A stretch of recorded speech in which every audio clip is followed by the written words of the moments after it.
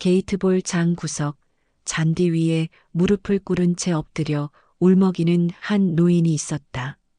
왼쪽 뺨은 시뻘겋게 부어 있었고 눈가에는 마스카라 대신 눈물이 번져 있었다. 아이고, 제가 잘못 쳤다니까요. 죄송합니다. 떨리는 목소리로 연신 사과하는 그 노인을 향해 회장이라는 남자가 크크 웃으며 말했다. 늙으면 알아서 빠져야지. 공도 못 치면서 자리만 차지해. 게이트볼이 무료 급식이야? 나이 많다고 봐주는 줄 알아? 주변에서 킥킥거리는 웃음소리. 진짜 민폐야, 민폐. 요즘 노인네들 꼰대짓은 세계 1등이라니까. 가시돋친 말들이 날아다니는데 그 누구도 말리지 않았다. 오히려 스마트폰으로 찍어 올릴 생각만 했다. 그 순간 잔디 위로 묵직한 구두 소리가 일정한 속도로 다가왔다. 까만 코트 자락이 바람에 살짝 흔들리며 경기장 입구가 고요해졌다. 방금 누가 제 장모님 뺨을 때렸다고 했죠? 낮지만 싸늘하게 가라앉은 목소리. 사람들이 일제히 고개를 돌린 순간 그의 뒤로 검은 양복의 경호원 4명이 동시에 걸음을 멈췄다. 누군가 속삭였다. 저 사람, 뉴스에서 본 그 그룹? 잠시 후 게이트볼 동호회 사람들은 알게 된다. 오늘 자기들이 뺨을 때린 이 노인이 10조 재벌가 사위의 장모라는 사실을, 그리고 이 순간부터 그들의 인생이 어떻게 처절하게 박살나는지 천천히 아주 차갑게 보여주려 한다. 이야기가 계속되길 원하신다면 구독과 좋아요는 장모님 편에 서주는 응원입니다. 아침 5시 50분, 오선이는 알람이 울리기 10분 전에 눈을 떴다. 늘 그렇듯 기상시간은 몸이 먼저 기억하고 있었다. 천천히 천장을 바라본 채 오늘도 괜찮을 거야. 혼잣말을 하고 나서야 겨우 몸을 일으켰다. 그녀의 방은 오래된 빌라 2층, 작은 안방이었다. 붙박이장 한쪽에는 30년 넘게 입어온 정장 재킷이, 다른 쪽에는 사위가 사준 베이지색 코트가 나란히 걸려 있었다. 오선이는 그 코트를 볼 때마다 가슴 한켠이 따뜻해졌다. 사위가 바쁜데도 그 와중에 이걸 사왔지. 그녀의 사위 강도현. 장모님이 볼 때 그는 참 섬세한 사람이었다. 결혼 초 딸과 함께 집에 찾아올 때마다 설거지를 먼저 들고 가고, 장모님이 잠깐이라도 힘들어 보이면 어머니 쉬세요. 제가 할게요. 라며 미소를 지었다. 물론 그가 어떤 회사를 다니는지, 얼마나 큰 자산을 가진 집안 사람인지에 대해서는 굳이 깊게 따져본 적이 없었다. 딸과 함께 행복해 보이는 얼굴이면 충분했다. 요즘 애들은 다들 바쁜데 이렇게 설날 추석마다 찾아와 주는 것만으로도 고맙지. 그게 오선이의 기준이었다. 세수를 마치고 얇은 파란 트레이닝복으로 갈아입은 그녀는 작은 부엌에서 혼자 아침을 차렸다. 밥 반 공기, 멸치볶음, 김치, 그리고 미역국 한 숟갈. 혼자 사는 지 오래된 사람의 식탁은 늘 간소했다. 하지만 오늘은 조금 달랐다. 냉장고에 조심스럽게 싸둔 김밥 재료를 꺼내놓고 햄과 계란지단, 오이를 썰어 놓았다. 오늘은 동호회 사람들 좀 나눠줘야지. 맨날 얻어먹기만 했다고 또 소리 들으면. 사실 아무도 직접 그렇게 말한 적은 없었다. 하지만 애매하게 섞인 농담 속엔 늘 진심이 조금씩 섞여 있었다. 선희 씨는 손이 좀 작은 편이야. 오늘은 김밥 안 가져왔어요? 사소한 말들이었지만 오선희의 귀에는 오래 남았다. 김밥을 마는 동안 그녀는 몇 번이나 손을 멈췄다. 이 정도면 모자라지 않겠지? 그래, 2줄 더 말자. 그렇게 김밥 통 2개를 가방에 넣으면서도 혹시나 부족하진 않을까, 혹시 오늘도 누군가 눈치를 주진 않을까 속으로만 걱정했다. 시계를 보니 7시 40분. 게이트볼 동호회 정기 모임은 8시 30분 시작이었다. 집에서 천천히 걸어가면 25분, 사람들 도착하기 전에 먼저 가서 준비해 두는 것이 그녀의 오랜 습관이었다. 현관에 놓인 운동화를 신으려다 말고 그녀는 잠깐 멈춰섰다. 벽에 걸려 있는 딸 가족 사진이 눈에 들어왔기 때문이다. 사진 속 딸은 결혼 전까지만 해도 다소 까칠한 표정이 많았다. 그러나 도영과 결혼한 뒤로는 입가에 부드러운 곡선이 자주 잡혔다. 우리 딸 마음 놓고 웃을 수 있게 해줘서 고맙다, 사위야. 오선이는 마음속으로 늘 그렇게 되뇌었다. 휴대폰을 들어 딸에게 메시지를 보냈다. 오늘 동호회 나갔다가 점심쯤에 집에 올 거야. 저녁에 통화하자. 잠시 후 딸에게 답장이 왔다. 응, 엄마, 넘어지지 말고 조심히 다녀와. 추우니까 목도리 꼭 하고. 이 짧은 메시지가 오선이의 발걸음을 한층 가볍게 만들었다. 계단을 내려가는 길, 아랫집 아주머니와 마주쳤다. 어우, 선희 씨. 오늘도 게이트볼 나가? 네, 뭐 집에만 있으면 더 늙는다잖아요. 그래도 좋겠다. 그런데 나가면 친구라도 있지. 아유, 그냥 같이 공이나 치는 사이죠 뭐. 대충 웃고 넘겼지만 사실 게이트볼 동호회는 그녀에게 단순한 취미 이상의 의미였다. 남편이 세상을 떠난 뒤 장례식 끝나자마자 선희 씨도 이제 나가서 사람 좀 만나 라는 말에 어쩔 수 없이 따라 나간 것이 시작이었지만 어느새 그것이 외로움과 우울을 막아주는 마지막 방어막처럼 되어버렸다. 그러나 동호회라는 이름 아래 모인 사람들은 항상 따뜻하지만은 않았다. 게이트볼 장 입구에 도착했을 때 시간은 8시 10분이었다. 아직 사람들은 모두 모이지 않았지만 주로 일찍 오는 멤버 몇 명이 벌써 구장 한쪽에서 담배를 피우며 서 있었다. 선희 씨 벌써 왔네? 회장의 부인으로 알려진 박영자가 억지 미소를 지으며 다가왔다. 표정은 웃고 있지만 눈빛은 상대를 위아래로 훑고 있었다. 네, 오늘 김밥 좀 싸와봤어요. 다 같이 먹을 수 있게. 어머, 또? 아이고, 뭐 그런 걸 다. 근데 지난번에는 좀 모자라더라.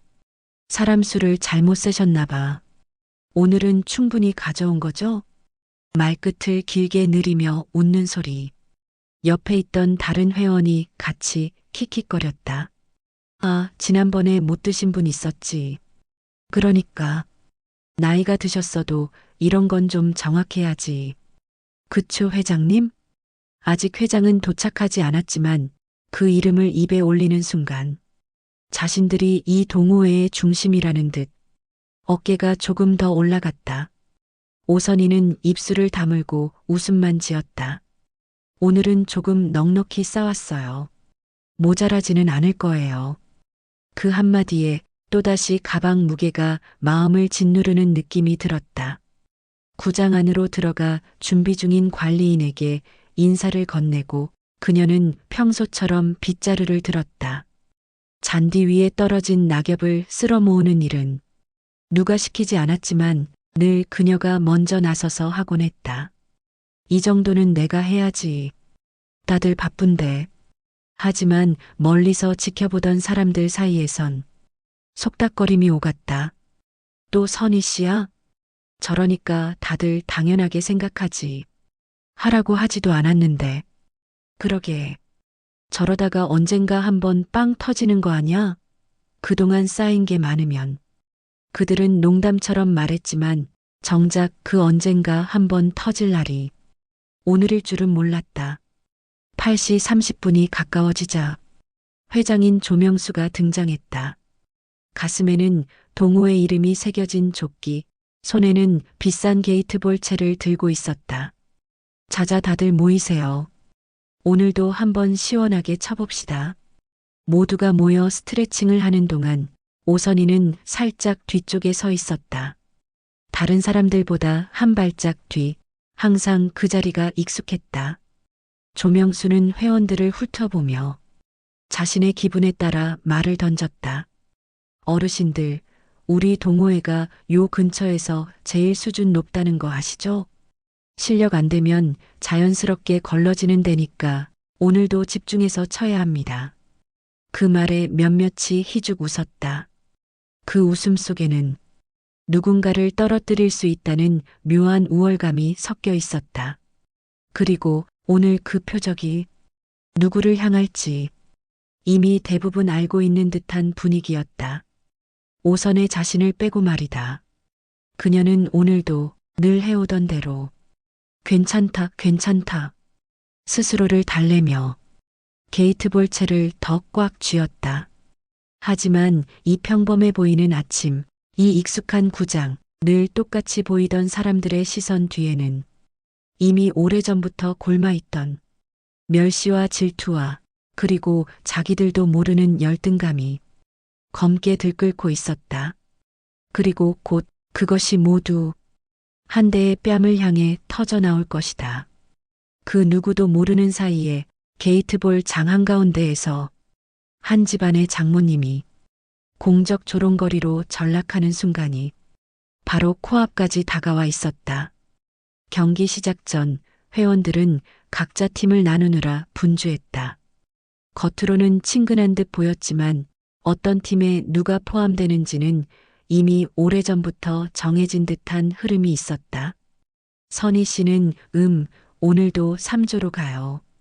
박영자가 종이를 들여다보며 무심하게 말했다. 그러나 그 무심함이라는 말 속에는 차가운 배제가 뚜렷했다. 3조. 항상 실력이 가장 떨어지는 사람들이 들어가는 팀. 그리고 그 팀의 패배는 언제나 선희 씨 때문이라는 분위기가 만들어졌다. 아, 네. 알겠어요. 오선희는 조용히 고개를 끄덕였지만 가슴 안쪽에서는 또다시 뜨거운 숨이 맺혔다. 김밥통을 담은 가방이 손에서 들썩거렸다. 오늘은 실수하지 않으려고 2배로 만들어 왔는데도 박영자와 몇몇의 눈빛은 여전히 오늘은 또 뭐가 부족하려나 라는 기대감처럼 보였다. 몸을 돌리려는 순간 누군가 작게 중얼거리는 소리가 들렸다. 선희 씨는 진짜 왜 이렇게 끼려고 하지? 어휴, 나이 들면 좀 조용히 살지. 사위가 잘 나간다더니 지가 잘난 줄 아나 봐? 순간 귀가 멍해졌다. 누가 말했는지 모르지만 그 말은 날카로운 바늘처럼 등 뒤에 콕 박혔다. 그녀는 아무 말도 하지 않았다. 하지만 뺨이 뜨겁게 달아올랐다. 참아야 했다. 여기서 화를 내면 나이 든 사람의 히스테리로 몰릴 게 뻔했다. 게이트볼 경기 첫 라운드가 진행됐다. 햇살은 따뜻했지만 구장의 공기는 싸늘하게 식어 있었다. 선희가 공을 치기 위해 자세를 잡자 뒤쪽에서 누군가 일부러 크게 한숨을 내쉬었다. 또 빗나가겠네. 구도 안 보이시나 봐. 그 말이 진짜인지 아니면 자신의 불안이 만들어낸 소리인지조차 더 이상 판단할 수 없었다. 하나, 둘. 그녀는 숨을 고르고 스틱을 내리쳤다. 툭. 공이 예상보다 훨씬 왼쪽으로 굴러갔다. 아이고. 누군가 과장스럽게 외쳤다. 선희 씨, 눈이 안 보이면 미리 말이라도 하지. 조명수 회장의 비웃음이 잔디 위로 길게 스며들었다. 그리고 누군가는 작은 웃음 뒤에 더 잔인한 속삭임을 덧붙였다. 저러니까 남편도 일찍 갔지. 그 말은 칼날이었다. 피부를 베는 칼이 아니라 심장을 바로 찌르는 칼. 그녀는 그대로 굳어버렸다. 숨을 쉬는 것조차 힘들었다. 누가 말했는지조차 확인할 수 없었다. 확인하고 싶지 않았다. 그저 구장의 소리가 멀어지고 사람들의 얼굴이 흐릿해졌다. 심장이 조여들며 왜 나한테? 라는 생각만 머릿속에 울렸다. 그녀가 가까스로 정신을 붙잡으려는 순간 박영자가 큰 소리로 말했다. 선희 씨, 김밥 가져왔다며? 지금 출출한 사람들 있는데 빨리 좀 꺼내요. 그 말은 이곳에서 그녀가 어떤 위치로 인식되는지를 잔인하게 드러냈다. 그녀는 함께 운동하는 사람이 아니라 먹을 것 챙겨오는 사람, 쓸모로만 평가되는 사람이었다. 가방을 열며 손이 떨렸다. 김밥통을 꺼내기만 했을 뿐인데 사람들의 시선이 가방 속으로 파고드는 듯했다. 어머, 오늘은 좀 많네. 지난번엔 모자랐으니까 오늘은 제대로 가져왔나 보지. 농담처럼 던져졌지만 그 농담이 몇 년에 걸쳐 쌓인 상처 위에 또 하나의 돌을 올려놓는 느낌이었다. 김밥을 먹는 동안 누군가 말했다. 선희 씨 사위가 그렇게 돈 잘 번다면서 왜 본인은 이 모양이야? 난 또 부자 동네 사는 줄 알았네. 그냥 자랑하려고 한 말 아니야? 아니지, 사위가 능력 있으면 장모도 챙겨야 하는 거 아니야? 하하. 웃음소리가 퍼졌지만 그 웃음은 인간의 온기가 없는 사람을 갉아먹는 웃음이었다. 오선이는 손에 들고 있던 김밥이 더 이상 넘어가지 않았다. 도연이가 이 얘기를 들으면 얼마나 속상해할까. 아니야, 아니야. 우리 사위는 절대 이런 곳에 오면 안 돼. 그녀는 속으로만 수없이 되뇌었다. 그러나 이날 벌어질 모든 일의 시작이 지금 여기 있었다. 오랜 시간 쌓여온 멸시, 사소한 말들에 숨겨진 가시들, 그리고 누군가의 차가운 시선. 그것들이 서로 맞물려 보이지 않는 균열을 키워오고 있었고, 이제 그 균열은 터져나올 준비를 마친 상태였다. 그리고 다음 순간 장모님이 인생에서 가장 치욕적이고 잔혹한 모욕, 그녀의 뺨을 사정없이 후려치는 사건이 바로 목전까지 다다르고 있었다. 그녀는 아직 몰랐다. 지금 이 순간이야말로 그녀의 인생을 뒤흔들고 동호회 사람들 모두의 인생을 송두리째 무너뜨릴 전조라는 것을. 그리고 더더욱 몰랐다. 자신을 향해 오고 있는 세상에서 가장 무서운 형태의 보호자, 10조 재벌가 사위의 분노가 이미 조용히, 아주 조용히 게이트 볼장으로 향하고 있다는 사실을. 두 번째 라운드가 시작되기 전 조명수 회장은 일부러 크게 목청을 깔며 말했다. 자, 이번에는 정확하게 쳐야 합니다. 특히 선희 씨, 오늘은 실수 좀 안 했으면 좋겠어요. 지난번에도 팀 말아먹은 거 기억나죠? 그 말에 주변이 술렁였다. 누군가 킥킥거렸고 누군가는 고개를 돌리고 씩 웃었다. 그 웃음은 비웃음이었고 그 표정들은 기다렸다는 듯했다. 선희는 멈칫했다. 가슴 어딘가가 찢어지는 듯 아렸다.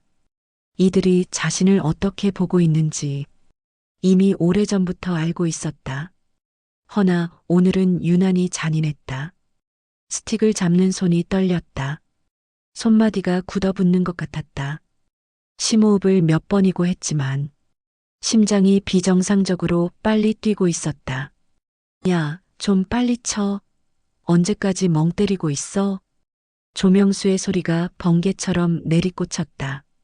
그녀는 겨우 자세를 잡고 공을 쳤다. 툭 공이 굴러갔지만 이번에는 아예 반대 방향으로 나갔다. 숨이 멎었다. 아차 하는 순간, 아니, 이게 뭐야? 회장의 고성이 터졌다. 그는 스틱을 바닥에 내리꽂으며 선희 쪽으로 다가왔다. 이 나이에 뭐 하는 거야?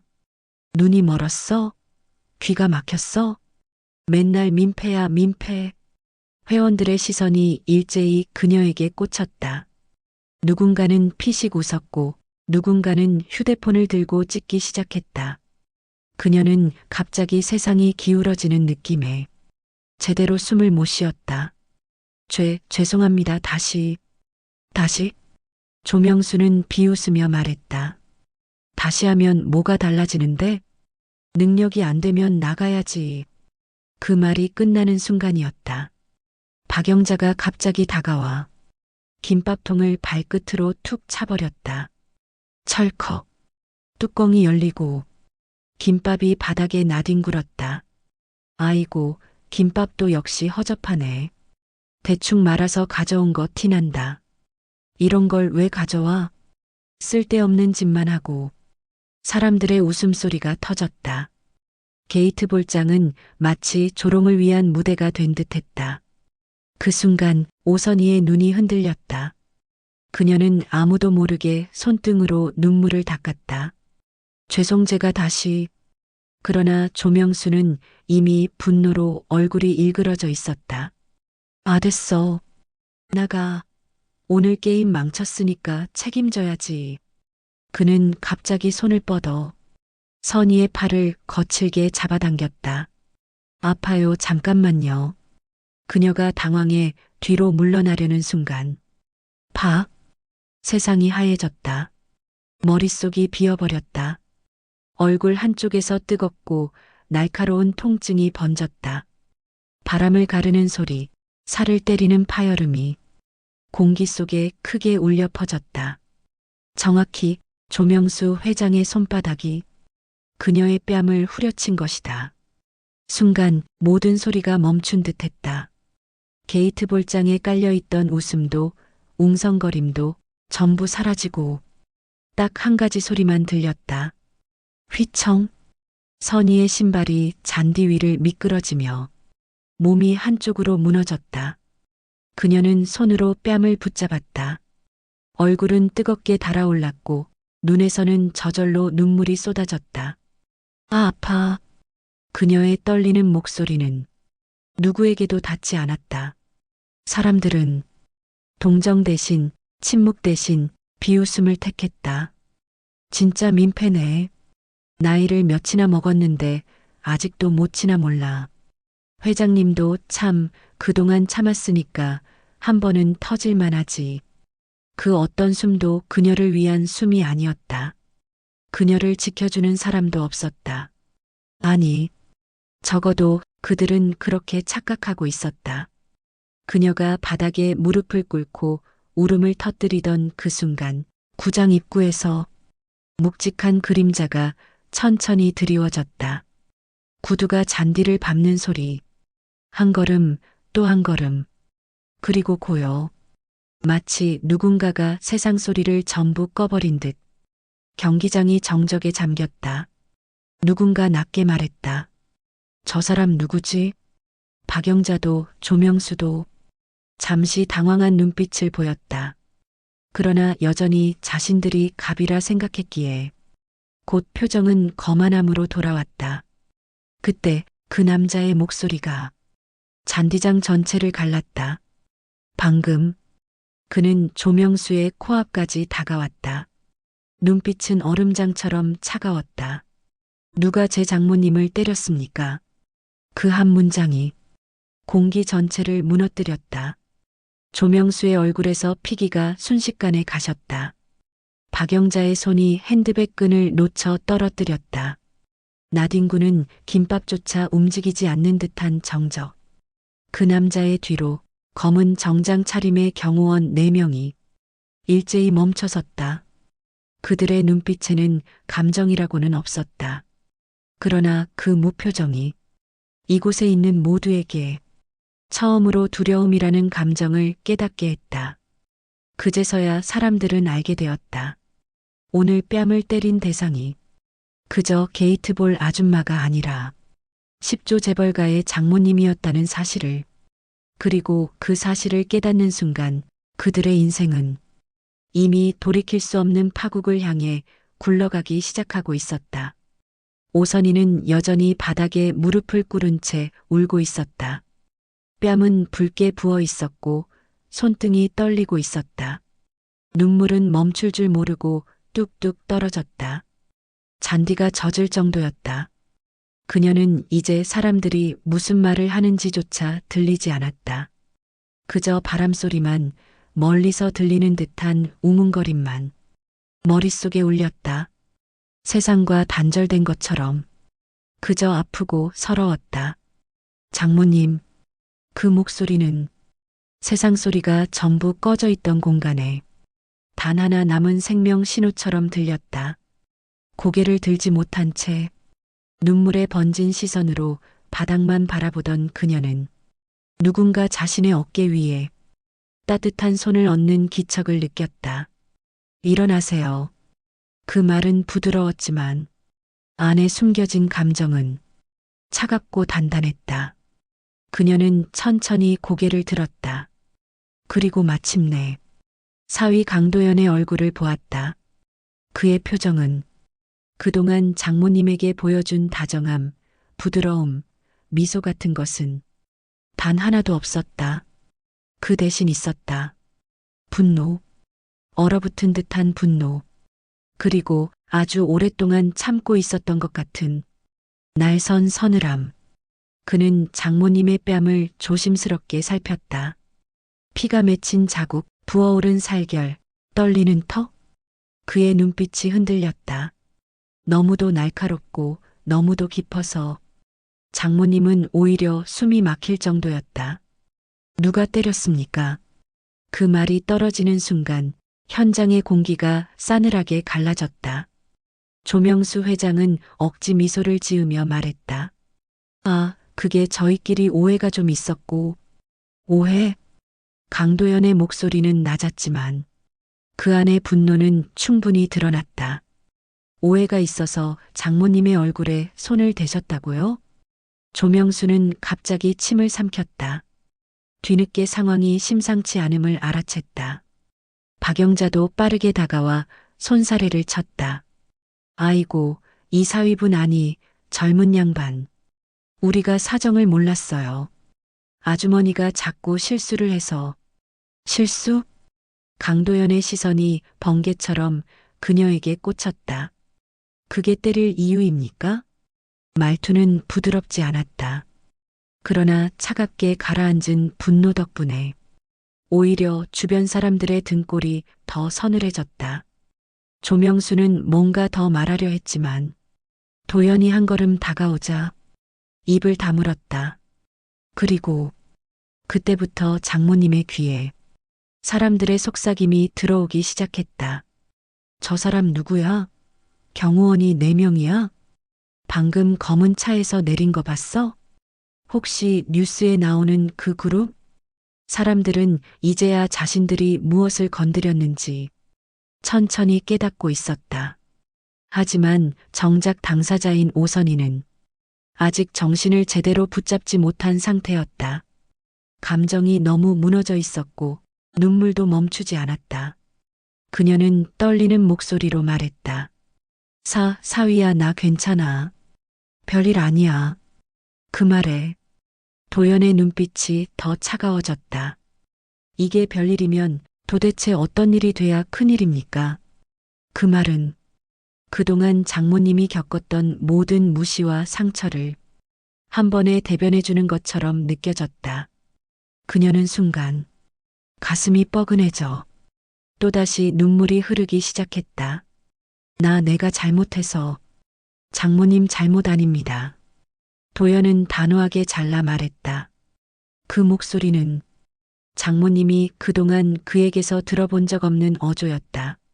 하지만 왜인지 그 말에서 가장 큰 위로가 느껴졌다. 경호원 하나가 다가와 조용히 말했다. 부회장님, 주변 수습을. 잠깐. 그는 손을 들어 제지했다. 그 말을 들은 순간 사람들의 표정이 싹 바뀌었다. 부회장님? 그제서야 사람들은 본능적으로 알아챘다. 이 젊은 사위가 그냥 돈 좀 있는 회사원이 아니라 대한민국 상위권 그룹 10조 규모 재벌가의 핵심 인물이라는 것을. 조명수의 얼굴은 완전히 하얘졌다. 다리가 풀려 뒤로 비틀거렸고 박영자 또한 손에 쥐고 있던 핸드백을 떨어뜨렸다. 저희가 몰랐어요. 이런 분의 장모님인지. 몰랐으니까 때려도 된다고 생각하신 겁니까? 도연이 아주 천천히, 그러나 더 이상 피할 수 없는 말로 그들을 눌러버렸다. 제가 지금 경찰을 부르지 않은 이유는 장모님이 계시기 때문입니다. 아니었다면 이미 이 자리에서 여러분 인생은 끝났을 겁니다. 그 말에 조명수와 박영자는 동시에 석고처럼 굳었다. 숨소리조차 내지 못했다. 그러나 그 와중에 가장 무너지고 있던 사람은 오히려 장모님 자신이었다. 그녀는 자신의 가방을 부여잡으며 떨리는 목소리로 말했다. 사위야, 그냥 가자. 나 때문에 괜히. 그러나 도연은 그녀의 손을 조용히 감싸며 말했다. 괜히가 아닙니다. 장모님이 맞았습니다. 그걸 괜히라고 부르면 이 사람들은 평생 반성하지 않습니다. 그 말이 장모님의 마음 깊은 곳을 터뜨렸다. 몇 년 동안 누구에게도 말하지 못하고 참고 삼키고 그냥 넘겼던 수십 겹의 모멸감이 울음으로 터져나왔다. 도연은 그녀의 어깨를 감싸 안았다. 그리고 세상을 향해, 아니, 장모님의 삶을 짓밟아온 사람들을 향해 단호하게 선언했다. 오늘 이 자리에서 있었던 일 전부 책임지게 하겠습니다. 그 말과 동시에 경호원들이 움직이기 시작했다. 조명수와 박영자는 숨이 턱 막힌 듯 뒤로 물러났다. 그들의 얼굴에는 처음으로 두려움이라는 인간적 감정이 떠올랐다. 장모님이 느꼈던 절망은 깊어졌지만 그 절망 아래에서 어렴풋하게 새로운 감정이 깨어나고 있었다. 누군가가 나를 이렇게까지 지켜주는구나. 하지만 이 순간조차 앞으로 벌어질 거대한 복수와 폭발적인 전개에 비하면 그저 서막에 불과했다. 오늘 이 사건은 누군가의 뺨을 때린 실수가 아니라 한 재벌가 사위가 장모님의 삶을 뒤흔든 모든 억압과 모욕을 정면으로 뿌리 뽑겠다고 선언한 전쟁의 시작이었다. 그리고 그 전쟁은 결코 온화하거나 쉽게 끝나지 않을 것이다. 게이트 볼장을 빠져나온 뒤 오선희는 사위의 팔에 의지한 채 조용히 걸음을 옮겼다. 그녀는 여전히 뺨을 부여잡고 있었고 눈물은 흘러내리다 말다를 반복했다. 한참을 걷다가 도연이 조용히 물었다. 병원 먼저 가시죠. 장모님 얼굴 상태가 심각합니다. 그녀는 고개를 저었다. 아니야, 병원은 괜찮아. 괜히 내 시간 뺏고 싶지 않아. 그 말에 도연은 잠시 걸음을 멈추었다. 그리고 장모님을 바라보며 아주 천천히 말했다. 장모님, 제가 시간을 내는 게 아니라 장모님 때문에 제가 이 자리에 있는 겁니다. 그 말은 조용했지만 그 안에서 흔들리는 감정은 깊고 묵직했다. 그녀는 결국 그 자리에서 또다시 눈물을 흘렸다. 주변을 스치던 사람들의 눈길은 장모님의 마음속 깊이 파고들었다. 그녀는 평생 남에게 짐이 될까봐 한 번도 이런 일을 누구에게 의지한 적이 없었다. 하지만 지금은 말할 수 없이 아프고 무서웠다. 도연은 차 문을 열어 장모님을 태운 뒤 운전석에 앉았다. 엔진이 켜지고 차 안에 잔잔한 바람 소리가 흘렀다. 그는 핸들을 잡은 채 부드럽지만 단단한 목소리로 말했다. 장모님, 오늘 있었던 일 그냥 넘어가지 않겠습니다. 아, 사위야, 그렇게까지는. 그렇게까지라는 말 때문에 그 사람들이 선 넘은 겁니다. 장모님은 아무 말도 하지 못했다. 가슴 깊은 곳에서 울림 같은 것이 터져나왔다. 도연이 다시 말을 이었다. 단순히 사과를 받고 끝낼 문제가 아닙니다. 저 사람들이 한 행동은 명백한 폭행이고 사회적 약자에 대한 집단적 괴롭힘입니다. 법적으로도 사회적으로도 책임을 져야 합니다. 하지만 나는, 장모님은 피해자입니다. 그녀는 순간 말을 잃었다. 그 단어, 피해자라는 말은 지금까지 누구도 그녀에게 해준 적이 없었다. 늘 나이가 있으니 참아라, 그냥 넘겨라는 말만 들었지. 이렇게 똑바로 단정해주는 사람은 없었다. 그녀는 천천히 고개를 숙이며 말했다. 사위야, 정말 괜찮을까? 도연은 대답 대신 휴대폰을 꺼내 번호 한 개를 눌렀다. 김 팀장, 바로 게이트 볼장 CCTV 확보하세요. 오늘 오전 8시 20분부터 9시까지 현장에 있던 모든 사람 신원 파악하고 폭행 장면은 편집 없이 원본 제출받고요. 그리고 피해자, 저희 장모님의 법적 대리인을 선임하겠습니다. 전화기 너머로 빠르게 움직이는 직원의 목소리가 들려왔다. 네, 부회장님. 즉시 진행하겠습니다. 전화를 끊자 차 안에는 다시 정적이 찾아왔다. 그러나 이번 정적은 두려움이 아닌 어떤 결의의 공기였다. 오선희는 그 모습을 보며 어쩐지 더 눈물이 났다. 사위야, 이런 일로 내가 이렇게 화내면 사람들이 뭐라고 하겠니? 제가 장모님을 모시고 사는 이유가 사람들이 뭐라 해서입니까? 그 말에 장모님의 입술이 떨렸다. 당연히 아닐 거야. 그렇다면 걱정하지 마세요. 제가 할 수 있는 모든 방법으로 오늘 일 정확하게 바로잡겠습니다.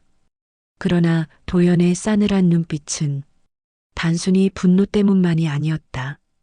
그의 머릿속에서는 이미 오늘의 사건을 어떻게 처리해야 가해자들이 평생 기억할 만한 결과를 맞게 될지 치밀한 계산이 돌아가고 있었다. 그리고 이 순간 그의 표정이 아주 미세하게 바뀌었다. 차가운 결의가 더 단단해 하나로 굳어지는 느낌. 그는 조용히 말했다. 사람들이 선을 넘었습니다. 이제 제가 선을 그을 차례입니다. 장모님은 순간 사위가 더 이상 딸의 남편이라는 사적인 존재가 아니라 한 그룹의 부회장, 수천 명의 직원을 움직이고 억 단위 결정을 아무렇지 않게 내리는 사람이라는 사실을 새삼 깨달았다. 그녀는 손등으로 눈물을 닦으며 말했다. 사위야, 내가 이렇게까지 살 가치가 있을까? 그 말에 도연은 즉시 고개를 들었다. 장모님, 단호했다. 조용했지만 강했다. 장모님이 존중받을 가치가 없다고. 누가 그럽니까? 그녀는 대답하지 못했다. 그저 울었다. 도연은 잠시 숨을 고르고 말했다. 장모님이 존중받아야 한다는 사실을 모르는 사람들에게 제가 직접 알려주겠습니다. 그 말은 일종의 선전포고 같았다. 차가 병원 주차장에 들어섰다. 경호원 2명이 먼저 내려 주변을 정리했다. 장모님은 그 모습을 보며 이 상황이 얼마나 커졌는지 실감했다. 사위야, 정말 이렇게까지. 장모님, 오늘 있었던 일을 조용히 넘어가면 내일은 더 큰 모욕을 당합니다. 저들이 선을 넘었을 때 누군가는 반드시 그 손목을 잡아야 합니다. 그는 장모님의 손을 잡고 차에서 내렸다. 그녀가 몸을 일으키는 동안 그의 손은 단단하게 붙잡아 흔들림 없이 받쳐주었다. 그런데 병원 로비로 들어서자 또다시 장모님의 표정이 흔들렸다. 로비 한쪽에 서 있는 남자, 도연의 비서이자 재벌가 내부에서 흑막 처리를 담당한다는 말이 있을 정도로 냉정한 전략가 김정우 팀장이었다. 그는 도연에게 다가와 고개를 숙였다. 부회장님, 현장 확인했습니다. 폭행과 모욕에 대한 증언 확보 가능하고 CCTV 각도도 정확히 잡혔습니다. 도연은 고개를 끄덕였다. 좋습니다. 이 일 장모님께 상처 준 만큼 똑같이, 아니 그보다 더 깊게 되돌려주죠. 오선희는 두 사람의 대화를 듣고 잠시 숨을 멈췄다. 그녀는 단 한 번도 자신이 누군가의 보호 대상이 되어 본 적이 없었다. 한 번도 누군가가 자신을 위해 이렇게까지 싸워준 적이 없었다. 그 모든 감정이 한꺼번에 밀려와 또다시 눈물이 흐르고 있었다. 이제 그녀의 인생의 궤도는 완전히 달라지고 있었다. 사위는 더 이상 그저 딸의 남편이 아니었다. 그는 장모님의 세계 전체가 되어 그녀를 지켜줄 아주 단단한 방어막이자 다가오는 폭풍의 중심이 되어 있었다. 그리고 이 폭풍은 곧 게이트볼 동호회 사람들의 인생을 아예 뒤집어 놓을 것이다. 병원 진료가 끝난 뒤 오선이는 작은 처방전과 파스가 담긴 비닐봉지를 쥐고 있었다. 뺨은 여전히 붓고 있었고 정신도 반쯤 나가 있었다. 하지만 그녀는 마음속 깊이 단 한 가지 생각만 되뇌고 있었다. 이 일 정말 이렇게까지 커져도 되는 걸까? 평생 살아오며 남한테 피해주는 일을 두려워했기에 이렇게 사위까지 나서서 움직이는 상황은 그녀에게 두려움과 죄책감을 동시에 안겼다.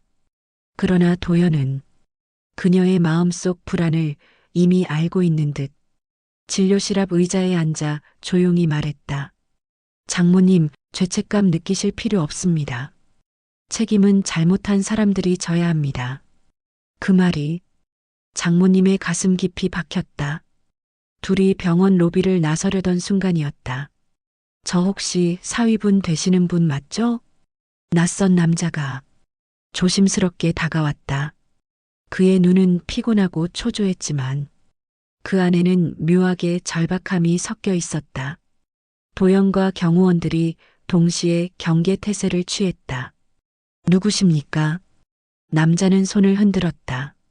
아니요. 나쁜 사람 아닙니다.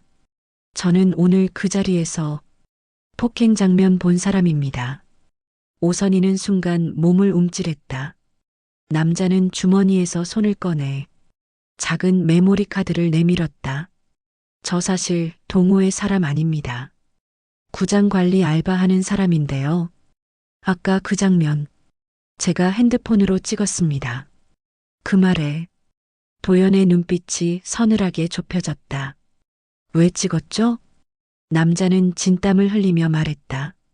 직감이 안 좋아서요. 평소에도 그 사람들이 저 아주머니한테 좀 심하게 굴었거든요. 근데 오늘은 진짜 선 넘었더라고요. 그래서 증거라도 남겨야겠다고 생각해서 그는 두 손으로 메모리 카드를 받친 채 고개를 깊게 숙였다. 제가 괜히 나섰다가 문제되면 어쩌나 고민도 했는데 아무래도 그냥 넘기기에는 너무 심하더라고요. 도연은 말없이 메모리 카드를 받아들었다. 손끝이 묵직하게 눌렸다. 확인해 보겠습니다. 남자는 떨리는 목소리로 한마디 덧붙였다. 정말 누군가는 저 사람들이 저지른 짓을 막아야 한다고 생각했습니다. 그 말에 오선이의 심장이 또 한 번 뭉클하게 울렸다. 세상에 아직 따뜻한 사람이 남아있다는 사실이 그녀의 울음을 다시 자극했다. 도연은 그 남자에게 고개를 숙였다. 감사합니다. 꼭 필요한 도움을 주셨습니다. 남자는 허겁지겁 손사래를 치며 말했다. 아닙니다. 저는 할 일을 했을 뿐이에요. 그가 돌아서자 도연은 김 팀장을 향해 말했다. 이 영상을 즉시 확인하고 폭행 장면과 주변인들의 조롱 장면을 전부 확보하세요. 편집 없이 원본 그대로. 네, 바로 진행하겠습니다. 그러나 진짜 충격은 그 다음에 찾아왔다. 로비 한쪽에서 다급한 발걸음 소리가 들렸다. 아가씨, 사모님, 잠깐만 기다려봐요. 익숙한 목소리였다. 오선이는 고개를 돌렸다. 그리고 숨이 턱 막혔다. 게이트 볼장에서 늘 구장 정리와 뒷정리를 해주던 직원 정동철 55이었다. 그는 병원 문을 헐떡이며 달려왔다. 얼굴은 창백했고 그의 손에는 허름한 폴더 파일 하나가 들려 있었다. 사모님, 저 정말 드릴 말씀이 있습니다. 오선이는 당황했다. 아니, 동철 씨 어떻게 여길? 제가 따라왔습니다. 그 아까 일 보고 그냥 못 가겠더라고요. 도연이 조용히 물었다. 무슨 일입니까? 정동철은 떨리는 목소리로 말했다. 저 사실 예전부터 회장님이랑 그 부인, 사모님을 많이 험담하고 다녔습니다. 그는 조심스럽게 파일을 열었다. 이건 지난 몇 달 동안 제가 몰래 녹음한 내용입니다. 순간 공기가 멈췄다. 오선희는 그 자리에서 숨을 삼켰다. 녹음을? 정동철은 고개를 숙였다. 예, 사모님. 솔직히 제가 왜 이런 걸 했냐면 그의 눈가가 붉어졌다. 회장님이랑 박영자 씨가 사모님 욕을 하는 게 너무 심했습니다. 민폐 덩어리, 가난티 티난다. 아들 사위도 불쌍하다. 심지어는 그는 목소리를 떨며 파일 안에 있는 한 문장을 떼어 읽었다. 저런 늙은이한테는 언젠가 한번 크게 쳐야 정신 차린다고 그런 말까지 했습니다. 그 말은 뺨을 맞았을 때보다 더 잔인한 충격이었다. 오선희의 얼굴이 고통으로 뒤틀렸다. 숨이 가빠지고 입술이 덜덜 떨렸다. 도연의 손이 천천히 주먹을 움켜쥐었다. 그는 차갑게 말했다. 동철 씨, 예. 이 녹음 파일 전부 원본 맞으시죠? 예. 한 글자도 건드리지 않았습니다. 좋습니다. 도연의 눈빛이 이제 완전히 변했다. 분노가 아니라 전략가의 눈빛. 그리고 그 전략은 장모님 대신 그녀의 인생을 짓밟은 사람들을 향해 서서히 다가가고 있었다. 정동철은 용기 내어 말했다. 사모님, 저 정말 사모님이 너무 억울해 보여서 이거라도 드리고 싶었습니다. 오선희는 한참 동안 말하지 못했다. 눈물이 뚝뚝 떨어지고 있었다. 그녀는 천천히 고개를 들어 정동철을 바라보았다. 동철 씨, 고마워요. 정말 고마워요. 그 말은 흐느낌에 묻혀 제대로 들리지 않았다. 그러나 정동철은 그녀의 눈물이 얼마나 오랫동안 쌓여 있던 것인지 직감적으로 느낄 수 있었다. 도연은 파일을 품에 안고 말했다. 이제 시작입니다. 그의 목소리는 마치 전쟁을 선포하는 장군의 그것 같았다.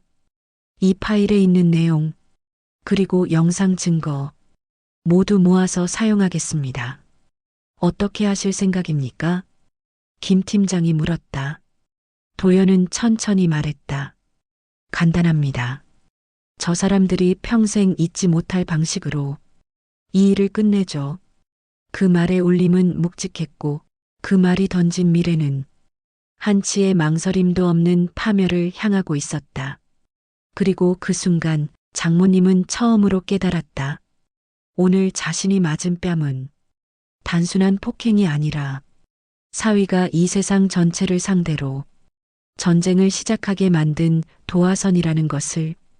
도연은 장모님을 안전하게 집으로 모신 뒤 곧장 강남 본사로 이동했다. 빌딩 전체가 유리로 둘러싸인 도연이 부회장으로 있는 그룹의 심장부였다. 오늘 하루는 개인적 일과 회사 일이 완전히 겹쳐 있었지만 그에게 우선순위는 단 하나. 장모님을 짓밟은 사람들을 끝까지 파헤치는 것. 회의실 문을 닫자마자 김정우 팀장이 여러 개의 파일을 테이블에 펼쳤다. 부회장님, CCTV 확보 완료됐습니다. 곧바로 분석팀에서 영상 복원 작업 들어갔습니다. 도연은 의자를 끌어 테이블 가까이 당겼다. 재생해 보세요. 화면에는 장모님이 김밥통을 들고 서 있는 모습, 조명수와 박영자가 조롱하는 모습, 그리고 그 뺨을 내리치는 장면이 아주 선명하게 찍혀 있었다. 찰싹 소리마저 생생했다. 도연의 손등 위로 힘줄이 붉어졌다. 눈빛은 차갑게 가라앉았고 광대뼈 주변 근육이 굳었다. 명확하군요. 김 팀장이 고개를 끄덕였다. 게이트 볼장 내에 설치된 CCTV가 광각이라 구도 전체가 다 잡혔습니다. 폭행뿐 아니라 조롱 장면도 무삭제 원본 그대로입니다. 도연은 영상에서 눈을 떼지 않은 채 말했다. 이걸 경찰에 넘기기 전에 언론 대응팀 준비시키세요. 우리가 먼저 움직입니다. 네, 부회장님. 그러나 진짜 충격은 그 다음 파일에서 터졌다. 김 팀장이 종이를 건넸다. 여기는 정동철 씨가 제공한 녹취록입니다. 도연은 조용히 파일을 폈다. 그리고 한 줄 한 줄 읽을수록 얼굴이 점점 굳어갔다. 저 여자는 원래 무시해도 되는 부류야. 사위 잘난 척하더라. 언젠가 무릎 꿇릴 거야. 저런 늙은이들은 크게 한번 맞아야 말을 듣지. 자기 딸이 뭘 잘났다고 재벌이랑 결혼해? 사위가 우리 단지 근처에 아파트 산 걸 모르나? 한번 초대해서 이용 좀 해먹어야지. 도연의 눈꺼풀이 천천히 내려갔다. 표정은 움직이지 않았지만 방안 공기가 한순간에 얼어붙었다. 이 사람들이 감히 누구를 가지고 장난을 치죠? 김 팀장은 조심스럽게 말했다. 게이트 볼장 내부에서 오랜 기간 특정인을 집단적으로 괴롭힌 정황이 명확합니다. 게다가 이용해 먹는다는 발언은 단순한 조롱을 넘어서 경제적 목적을 가진 접근으로 보입니다. 도연은 짧게 숨을 들이켰다. 그리고 그의 음성이 낮게 깔렸다. 이 녹음 언제부터 시작된 겁니까? 3개월 전부터입니다. 3개월. 그 숫자가 도연의 머릿속에 걸렸다. 3개월 전 딸과 장모님이 함께 병원 검진을 받았던 기간. 그때 장모님이 잠시 게이트볼을 그만두려고 했던 시기였다. 도연은 즉시 떠올랐다. 그때 장모님이 아무 이유 없이 기운이 없다고 했던 날들. 집에 돌아오면 눈이 붉어져 있었던 날들. 이 사람들은 그녀가 아프고 힘든 시간을 괴롭힘에 좋은 타깃으로 삼았던 것이다. 도연의 손끝이 떨렸다. 그러나 감정이 아닌 치밀한 전략이 깨어나는 떨림이었다. 김 팀장. 예, 부회장님. 이 사람들 지금까지 장모님께 했던 괴롭힘 전부 파악하세요. 이미 몇 가지 사실이 나왔습니다. 김 팀장은 또 다른 파일을 열었다. 정동철 씨 말에 따르면 이들 뒤에는 동호회 내에서 묘하게 영향력 있는 사람 한 명이 더 있다고 합니다. 누굽니까? 부장판사 출신의 로펌 고문 변호사입니다. 도연은 손목을 멈췄다. 판사 출신? 예. 조명수 회장과 개인적으로 친한 사람으로 동호회 내 여러 분쟁을 사실상 조정하는 위치에 있었다고 합니다. 문제는 김 팀장은 낮은 목소리로 말했다. 그가 장모님을 향한 괴롭힘에도 직접 관여했다는 증언이 있습니다. 도연은 눈을 감았다가 뜨며 말했다. 이제야 그림이 보이네요. 단순한 동네 동호회 사건이 아니었다. 가해자들은 자신들 뒤로 법조계 인맥, 지역 권력, 돈, 심지어 장모님의 사위가 누군지도 모르고 멋대로 설치던 오만함까지 전부 등에 업고 행동해왔다. 그래서 그토록 뻔뻔했고, 그래서 그토록 잔인했다. 하지만 이제 그들은 자기들이 잘못 건드린 상대가 누구인지 알게 될 것이다. 김 팀장. 예, 부회장님. 그 사람 판사 출신 로펌 고문. 정확한 이름, 활동 내역, 관련된 법조 네트워크 전부 조사하세요. 이미 작업 중입니다. 도연은 의자 등받이에 몸을 기대며 천천히 아주 차갑게 미소를 지었다.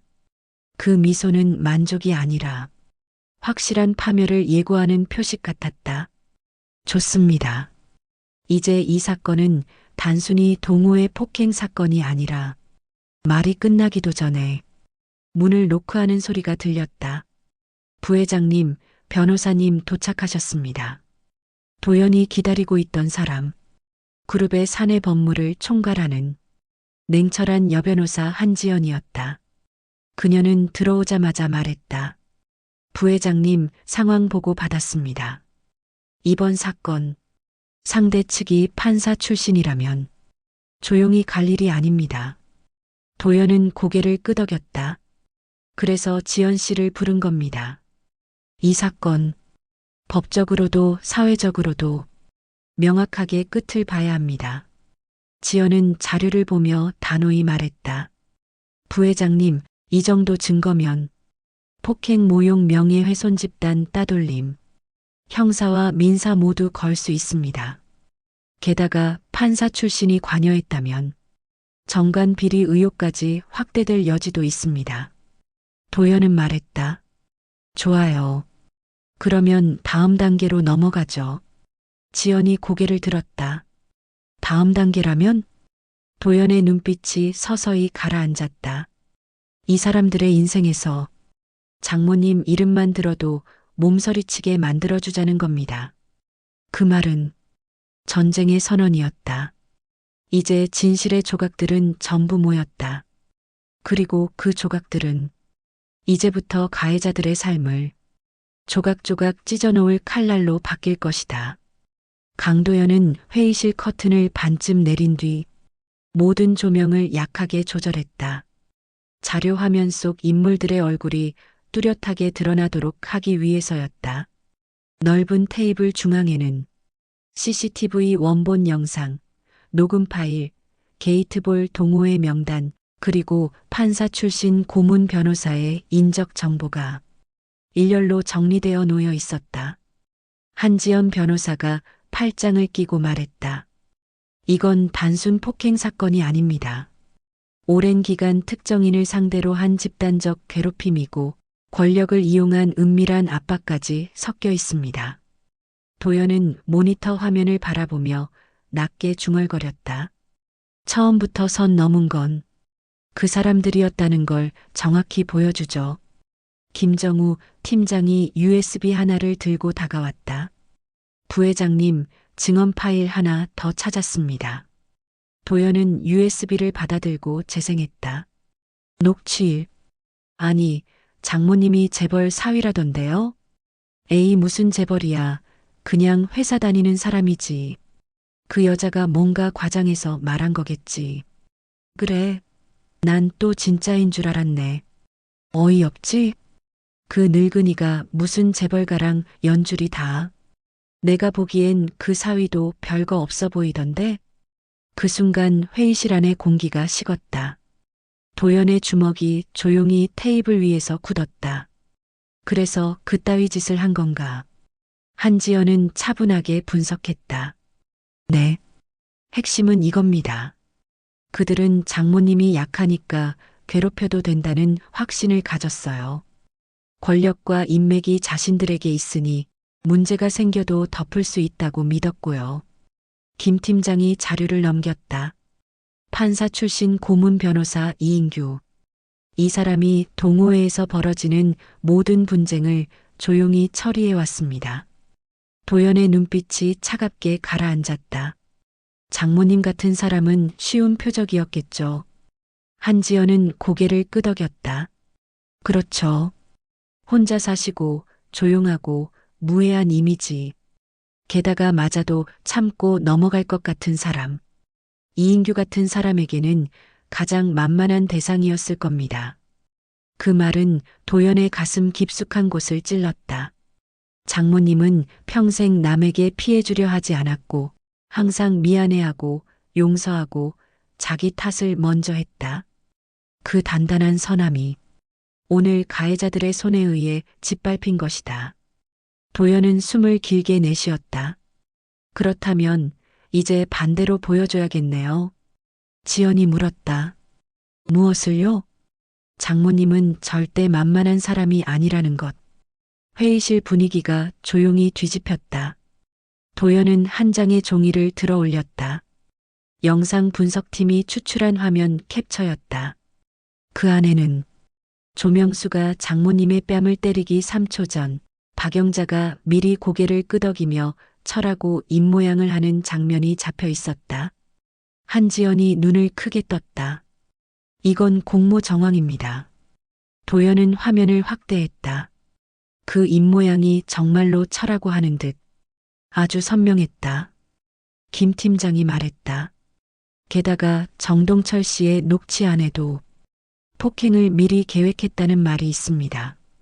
도연은 조용히 손가락으로 테이블을 두드렸다. 그리고 말했다. 이건 단순한 분노 표출이 아닙니다. 의도적이고 조직적인 공격이었어요. 도연은 자리에서 일어섰다.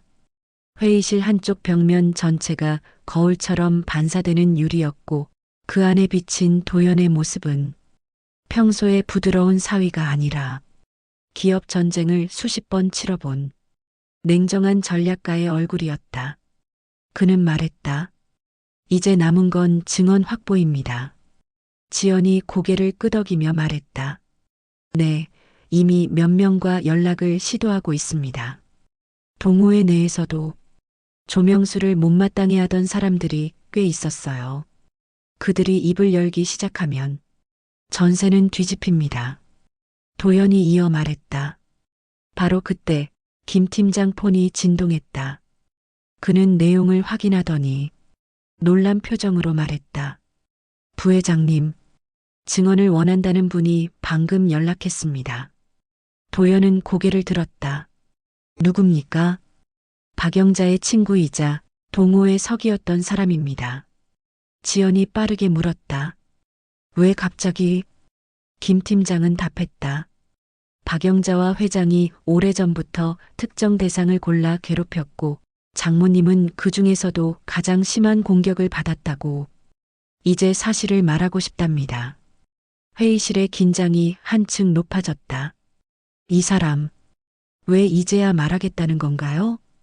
도연이 물었다. 김 팀장이 조용히 말했다. 오늘 있었던 일이 다른 회원들 사이에서도 빠르게 퍼지고 있습니다. 그리고 그는 화면 하나를 꺼내 보여줬다. 폭행 장면이 동네 단톡방에서 공유되기 시작했습니다. 잠시 정적. 그리고 도연은 천천히 말했다. 불이 붙었군요. 이제 사건은 동호회 내부에서 숨길 수 있는 단계가 아니었다. 장모님을 때리고 조롱하던 사람들이 역으로 주변인들만큼은 물론 동호회 전체를 떨게 할 상황이 되어가고 있었다. 지연이 말했다. 이렇게 되면 일부 회원들은 살기 위해서라도 증언을 내놓을 겁니다. 도연은 짧게 고개를 끄덕였다. 좋아요. 판이 커지는 건 우리에게 유리합니다. 그는 자료를 정리하며 말했다. 우리가 해야 할 일은 간단합니다. 진실을 있는 그대로 모아 법정으로 가져가는 것. 그리고 저 사람들이 숨겨놓은 배우까지 모두 끌어내리는 것. 지연은 도연의 눈을 바라보며 물었다. 부회장님, 정말 끝까지 가실 생각입니까? 도연은 단호하게 대답했다. 장모님을 지키지 못했던 과거가 있습니다. 이제는 지킬 겁니다. 그 말은 흔들리지 않았다. 그리고 바로 그 순간 문이 두드려졌다. 부회장님, 증언하겠다는 그분이 지금 1층에 도착했습니다. 도연은 자리에서 일어나며 말했다. 좋습니다. 오늘부터 이 사건은 완전히 다른 국면으로 넘어갑니다.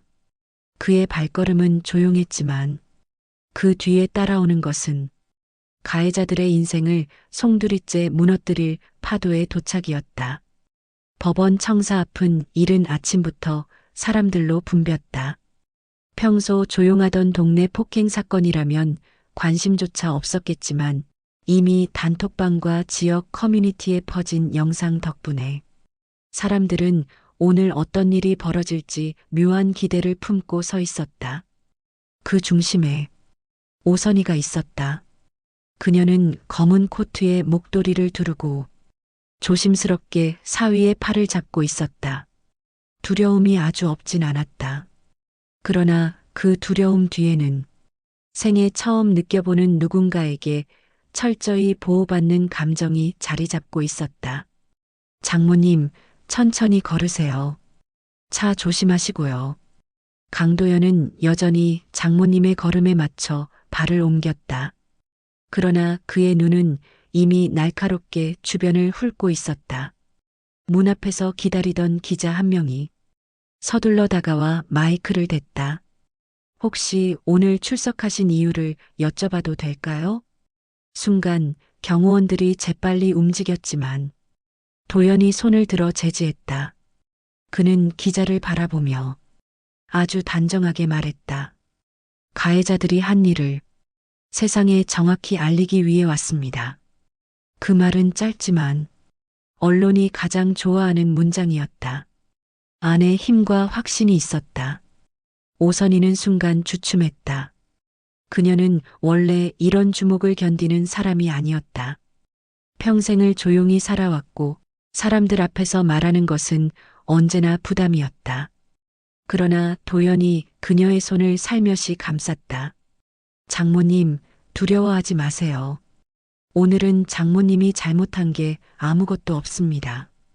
그 말에 오선희의 심장이 서서히 풀리기 시작했다. 재판 준비실 안은 이미 폭풍 전야의 긴장감으로 가득 차 있었다. 한쪽에는 초췌한 얼굴의 조명수, 파랗게 질린 박영자, 그리고 그들과 함께 앉아 있는 전직 판사 출신 고문 이인규가 있었다. 이인규는 상황을 통제할 수 있는 사람처럼 보이려 애썼지만 손끝이 조금 떨리고 있었다. 그는 낮은 목소리로 말했다. 걱정할 것 없습니다. 폭행이 있다 해도 초범이고 감정 싸움이라고 주장하면 됩니다.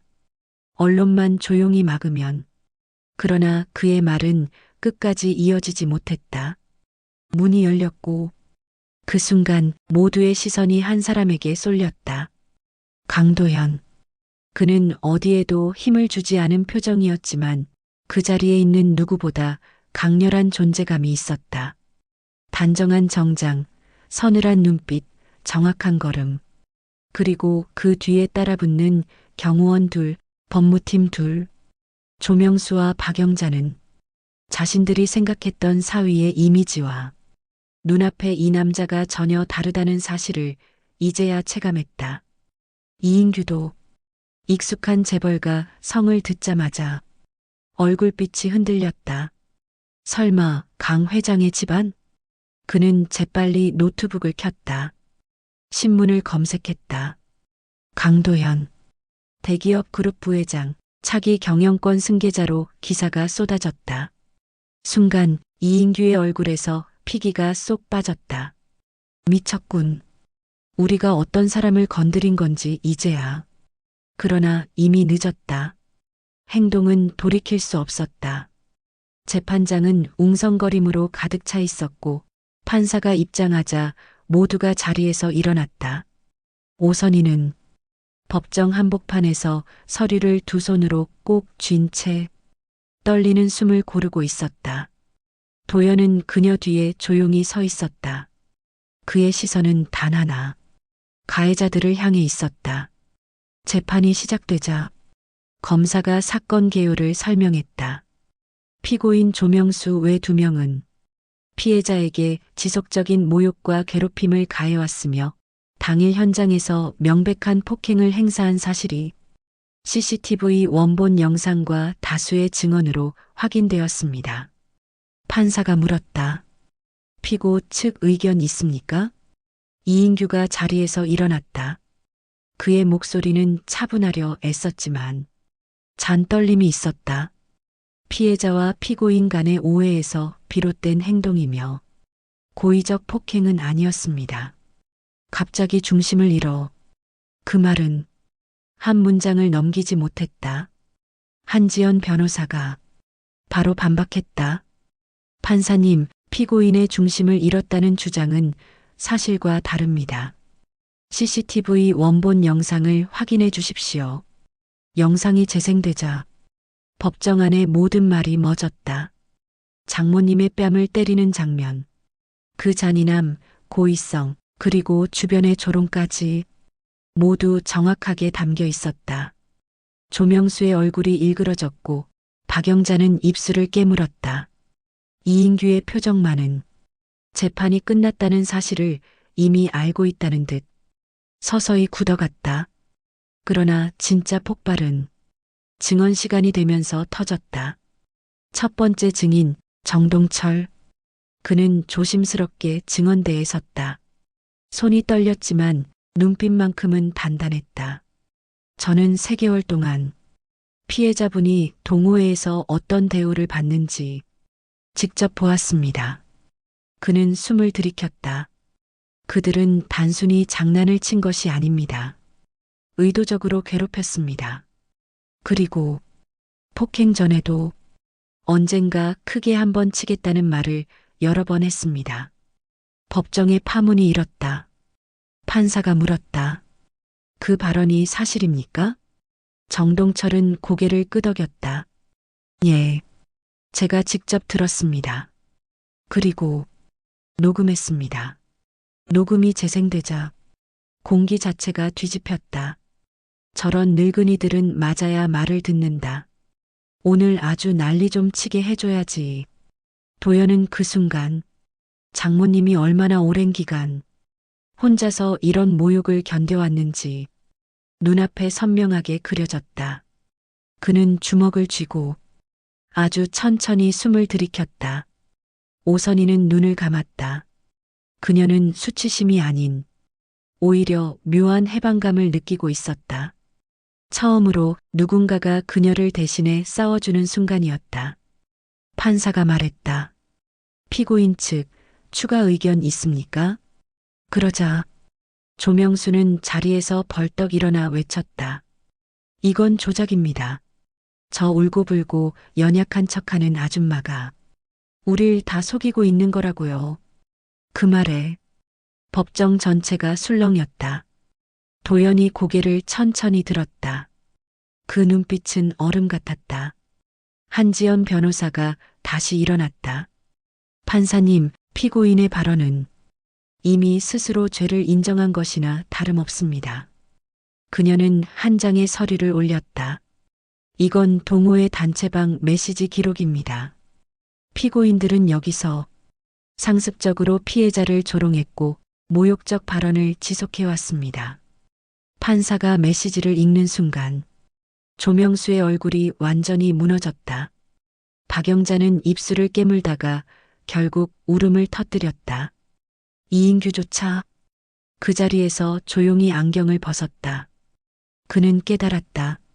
자신의 경력으로도 인맥으로도 오늘만큼은 절대 막아낼 수 없다는 사실을. 법원을 나서는 순간부터 조명수와 박영자 그리고 이인규의 삶은 이미 정상적인 궤도에서 벗어나 있었다. 언론은 빠르게 움직였다. 재벌가 사위의 보호 아래 억울한 노년층이 폭행을 당한 사건. 이런 이야기는 사람들의 분노를 가장 빠르게 불러일으켰다. 그리고 그 분노는 가해자들에게 그대로 향했다. 지역 커뮤니티 폭발. 오후 3시 동네 커뮤니티 게시판 상단에는 벌써 수십 개의 글이 올라와 있었다. 동네 게이트볼 사건 CCTV 봤냐? 저 회장 이름 아는 사람? 우리 단지에서 난리남. 저 할머니 매일 김밥 챙겨오던 분인데 동호회가 아니라 거의 군기반장이었네. 댓글 수는 폭발했다. 1시간 만에 수천 개가 달렸고 분노는 순식간에 가해자를 정면으로 향했다. 어떻게 노인한테 저럴 수가 있냐? 저 회장 평소에도 갑질했다던데. 판사 출신? 그래서 저 지랄을 했던 거네. 근데 사위가 재벌이라며? 와 끝났네. 파도는 빠르고 잔인했다. 조명수의 가면이 벗겨지다. 그 시간 조명수는 집안에서 미친 듯이 전화를 돌리고 있었다. 야, 그놈의 영상 좀 내려. 준호야, 내가 아는 기자 있잖아. 뭐든 해봐. 하지만 돌아오는 대답은 전부 같았다. 형님, 이건 저희도 못 막아요. 재벌가가 붙었는데 어떻게 건드립니까? 형님, 이번 거는 그냥 사과하셔야. 이미 너무 커졌어요. 조명수는 소파에 털썩 주저앉았다. 손이 떨리고 숨이 가빠졌다. 아니 이게 왜 재벌한테까지 가. 저 여자가 왜? 그는 평생을 약한 사람을 이용해오며 살아왔다. 세상은 자신 편이라고 믿었다. 돈 있고 힘 있고 판사 출신 친구까지 있으니 모든 게 해결된다고 믿었다. 그러나 지금은 그가 의지하던 모든 관계가 하나둘씩 그를 버리는 중이었다. 박영자의 붕괴. 박영자는 거울 앞에서 울고 있었다. 얼굴은 부은 채였고 손은 떨렸다. 아니야, 나도 그냥 분위기 맞춘 것뿐이야. 나 혼자만 그런 게 아니야. 다들 했단 말이야. 하지만 그 말도 오래가지 않았다. 발신자표시 동호회 회계 담당 김. 전화를 받자마자 벌써 울먹이는 목소리가 들렸다. 영자야, 나까지 끌어들이지 마라. 지금 사람들 난리 났어. 이건 너희 셋이 한 거잖아. 아, 너도 같이 욕했잖아. 그때는 그냥 넋두리였지. 내가 때리라고 부추긴 건 사실이잖아. 뚝. 전화를 끊자 박영자는 바닥에 주저앉았다. 그러나 가장 큰 파멸은 법조계 인맥의 붕괴였다. 판사 출신 고문 변호사 이인규. 그는 자신의 오랜 커리어가 단 몇 시간 만에 무너져 내리는 것을 실시간으로 목격하고 있었다. 그에게 연락이 쏟아졌다. 선배님, 이번 사건 언론에서 다룹니다. 정관 네트워크 얘기까지 나올 가능성 있어요. 조심하세요. 선배님 이름도 거론됐습니다. 관여하신 건 사실입니까? 그의 얼굴에서 혈색이 사라졌다. 끝이구나. 그는 오늘 이 사건이 더 큰 스캔들로 번질 수 있다는 사실을 본능적으로 알고 있었다. 자신이 대충 무마해주겠다며 오만하게 휘둘렀던 권력. 그 권력이 이제 부메랑이 되어 자신의 목을 겨누고 있었다. 그 시각 재벌 사위의 움직임은 더 빨랐다. 강도연은 본사법무실에서 차분히 보고서를 받고 있었다. 부회장님, 상대 측의 직업, 재산, 이전 분쟁 이력 대부분 확보했습니다. 도연이 고개를 끄덕였다. 좋습니다. 피해자와 가족에게 접근하거나 임의 합의를 시도하는 움직임 있습니까? 예. 조명수 측에서 합의금 300만 원 제시했습니다. 그 말에 도연은 미소인지 냉소인지 모를 표정을 지었다. 300만 원. 그는 조용히 말했다. 우리 장모님 뺨 가격이 그 정도라고 생각한 건가? 그 말은 차갑게 울렸다. 법무팀조차 몸을 곧게 세웠다. 도연은 서류를 덮으며 말했다. 전부 거절하세요. 그리고 추가 요구사항 정리합니다. 그는 손가락으로 목록을 짚었다. 폭행 및 모욕 혐의 전부 인정 요구. 과거 괴롭힘 사실 공식 사과문 제출. 동호회 내 직책 사퇴. 지역사회 대상 공개 사과. 정신적 신체적 손해배상 청구 금액 인상. 의료비 위자료 장기적 후유증 대비금 모두 별도 산정. 김 팀장이 놀라 물었다. 부회장님, 이 정도면 상대는 파산 수준입니다. 도연의 눈빛은 흔들리지 않았다. 장모님이 아니라도 노인을 집단적으로 괴롭히고 폭행한 사람이라면 그 정도 책임은 져야 합니다. 그리고 마지막에 말했다. 우리는 보복이 아니라 정의 집행을 하는 겁니다. 그 말은 명확했고 흔들리지 않았다. 그리고 드디어 장모님이 변하기 시작했다. 그날 저녁 오선희는 집에서 조용히 앉아 있었다. 그러나 그녀의 표정은 예전에 그 소심하고 두려움 많던 모습이 아니었다. 손에 들린 TV 리모컨을 바라보던 그녀는 갑자기 작은 목소리로 말했다. 사위야. 도연이 돌아보았다. 응, 장모님. 장모님은 오래 고민한 끝에 조금씩 입을 열었다. 나 살면서 이런 대접 받아본 적 없다. 그녀는 눈물이 그렁그렁했지만 울지 않았다. 사람들이 나를 귀하게 대해주는 걸 오늘 처음 느꼈다. 도연이 다가와 앉았다. 장모님, 원래 귀한 분이셨어요. 그녀는 고개를 저었다. 아니야. 오늘에서야 알았다. 내가 그동안 내가 너무 나를 작게 만들고 살았더라. 그녀는 천천히 숨을 들이쉬고 말했다. 사위야, 난 이제 도망 안 갈 거야. 그 말에 도연은 살짝 눈을 내리깔았다. 장모님이 달라졌다. 그녀는 더 이상 두려움 속에 숨는 피해자가 아니었다. 자신을 짓밟던 사람들에게 당당히 맞설 준비가 되어 있었다. 도연은 그녀의 손을 잡으며 말했다. 장모님, 이제부터는 함께 가요.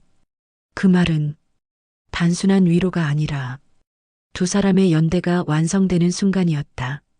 조명이 가라앉은 법무실에는 밤늦도록 불이 꺼지지 않았다. 긴 하루였다. 그러나 강도연의 눈빛은 여전히 식지 않았다. 책상 위에는 가해자들의 신상 정보와 과거 기록, 동호회 재정 자료, 그리고 수상한 자금 흐름까지 펼쳐져 있었다. 그 와중에 김정우 팀장이 숨을 고르며 들어왔다. 부회장님, 방금 아주 중요한 정보가 들어왔습니다. 도연은 서류를 내려놓았다. 말하세요. 김 팀장의 표정은 심각했다. 이인규 전 판사, 그 사람이 장모님과 오래전 얽힌 악연이 있었습니다. 도연의 눈이 가늘게 좁혀졌다. 악연? 예. 김 팀장은 자료를 테이블에 펼쳤다. 오래된 뉴스 스크랩, 지역신문 한 귀퉁이의 기사, 그리고 짧은 재판 기록이 섞여 있었다. 25년 전, 장모님 남편분이 돌아가시기 직전 어떤 사건이 있었습니다. 도연은 숨을 삼켰다. 장모님 남편 제 장인어른과 관련된 사건? 김 팀장은 고개를 끄덕였다. 그때 사건 담당 판사가 바로 이인규였습니다. 회의실 공기가 무거워졌다. 하지만 기록이 너무 이상합니다. 김 팀장이 말했다. 사건이 접수되고 일주일 만에 조기 종결, 관련자 조사 없음, 결정문 내용도 모호한 문장뿐. 도연의 얼굴은 완전히 굳어 있었다. 이인규가 과거부터 장모님 가족에게 이미 큰 피해를 준 사람일 가능성이 있다는 겁니까? 김 팀장은 조심스럽게 말했다. 정확합니다. 그 사람은 장모님을 처음 본 게 게이트 볼장이 아니었습니다. 도연의 손이 테이블을 짚었다. 말없이 고개를 숙인 채 서늘한 분노가 온몸으로 퍼져나갔다. 장모님이 들으면 쓰러질지도 모를 진실. 도연은 밤 11시에 집으로 돌아왔다. 거실 조명이 희미했고 장모님은 혼자 테이블에 앉아 있었다. 그녀는 따뜻한 차를 앞에 둔 채 창밖을 바라보고 있었다. 도연이 조용히 다가가 말했다. 장모님 아직 주무시지 않으셨어요? 오선희는 고개를 들었다. 사위야, 내가 고생이 많다. 이 나이 먹고 내가 짐이 되는 것 같아서. 도연은 고개를 저었다. 아닙니다, 장모님. 전혀 그런 생각하지 마세요. 그는 자리에 앉으며 조금 주저했다. 말을 꺼내기 어려웠다. 그러나 반드시 말해야 했다. 장모님, 제가 오늘 어떤 걸 발견했습니다. 그녀는 조용히 눈을 깜빡였다. 25년 전 장인어른께 무슨 일이 있었는지 혹시 기억하시나요? 순간 장모님의 눈동자가 크게 흔들렸다. 그녀는 손을 떨며 찻잔을 내려놓았다. 사위야, 그건 내가 무덤까지 가져가려고 했던 일이다. 도연은 숨을 삼켰다. 장모님의 목소리가 너무 떨리고 있었다. 장인어른, 그 사람의 죽음에는 정말 이상한 점들이 많았어요. 그녀는 손을 꽉 쥐었다. 그 사건 담당 판사 이름이 이인규였어. 그 순간 도연의 심장은 크게 울렸다. 장모님의 입술에서 그 이름이 직접 나왔다는 사실이 현실을 날카롭게 확증하고 있었다. 나는 그 사람이 내 남편의 죽음을 너무 쉽게 너무 빨리 덮어버렸다고 느꼈어. 눈물이 이마에서 떨어졌다. 근데 난 혼자서 뭐라고 할 수도 없었어. 어떤 힘도 없었으니까. 장모님은 양손으로 얼굴을 감쌌다. 그래서 그 후로 나는 남편한테 맞아 죽듯이 당한 사람처럼 조용히 살아야 한다고 생각했어. 그 말은 도연의 심장을 찢어 놓았다. 장모님은 평생을 힘없는 사람으로 스스로를 묶어두고 살아온 것이었다. 도연의 분노는 이제 개인적이 아니었다. 도연은 장모님의 떨리는 손을 잡았다. 장모님, 이제 숨기지 않으셔도 됩니다. 그 말은 부드럽지만 안에 숨은 감정은 깊고 거칠었다. 이인규, 그 사람은 장모님 인생을 2번 망가뜨린 겁니다. 장모님이 고개를 들었다. 2번? 예. 25년 전 장인어른 사건을 덮어버린 것. 그리고 이번엔 장모님을 또다시 피해자로 만들었습니다. 장모님의 눈이 흔들렸다. 도연의 목소리가 낮아졌지만 힘은 더 커졌다. 장모님이 그동안 왜 사람들 앞에서 작아지셨는지 알 것 같습니다. 어떤 사람은 평생 한 번 겪기도 힘든 상처를 2번이나 당하셨으니까요. 그는 장모님의 손을 꼭 잡았다. 하지만 이제 끝입니다. 그의 눈빛은 그 어떤 다짐보다 강했다. 이인규, 그 사람의 모든 과거를 파헤치겠습니다. 그리고 장모님의 억울함을 25년 만에 바로잡겠습니다. 장모님은 숨을 들이켰다. 입술이 떨렸다. 사위야, 정말 그게 가능할까? 도연은 단호하게 고개를 끄덕였다. 할 겁니다. 제가 아니라 우리 둘이서요. 그 순간 오선희의 눈에서 눈물이 터졌다. 가장 거대한 반전 이 재판은 개인의 싸움이 아니다. 그날 밤 도연은 본사로 돌아가 지연 변호사와 김 팀장을 긴급 호출했다. 지금부터 사건의 축이 바뀝니다. 그의 목소리는 낮고 단단했다.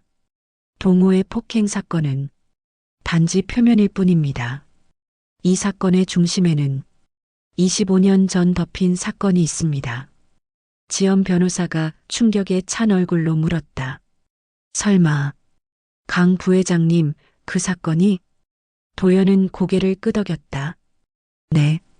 저희 장모님 가족을 2번 파괴한 사람은 동호회 노인들이 아니라 이인규입니다.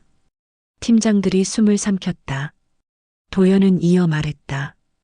오늘부터 우리가 싸우는 상대는 단순한 폭행범이 아닙니다. 그의 다음 말은 회의실 공기를 뒤흔들었다.